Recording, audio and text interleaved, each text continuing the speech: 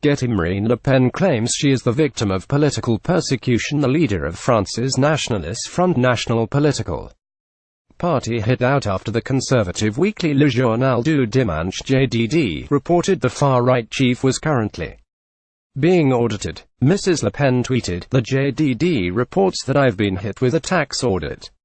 That's the first I've heard of that. But of course an audit was missing from the growing list of things I'm being persecuted for, this relentless persecution that I'm a victim of and whose sole aim is to bring down the only party opposed to the system, is becoming more and more obvious." The French Ministry of Budget, Public Accounts and the Civil Service refused to comment on the JDD report, citing tax secrecy. This relentless persecution that I'm a victim of. Marine Le Pen. In addition to the alleged tax audit, Mrs. Le Pen could face up to 3 years in prison after she was officially charged for tweeting 3 graphic images of Islamic State (ISIS) killings in 2015. The move came after the National Assembly voted in November to strip the conservative leader of her parliamentary immunity over the controversial tweets.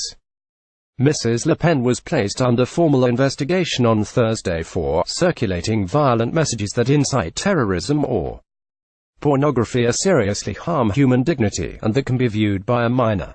She also faces a €75,000 £66,000 fine. One of the images showed the body of James Foley, an American reporter who was beheaded by ISIS jihadists. GETTYMarine Front National leader is facing up to 3 years in prison. Second showed a man being run over by a tank and the third a man being burned alive in a cage with the caption, "This is Daesh," the Arabic acronym for ISIS. The far-right leader and former presidential hopeful is currently embroiled in a string of scandals. Last year, Mrs. Le Pen was charged with misusing millions of euros of EU funds to pay the salaries of 2 parliamentary aides who in fact carried out work for the party in France.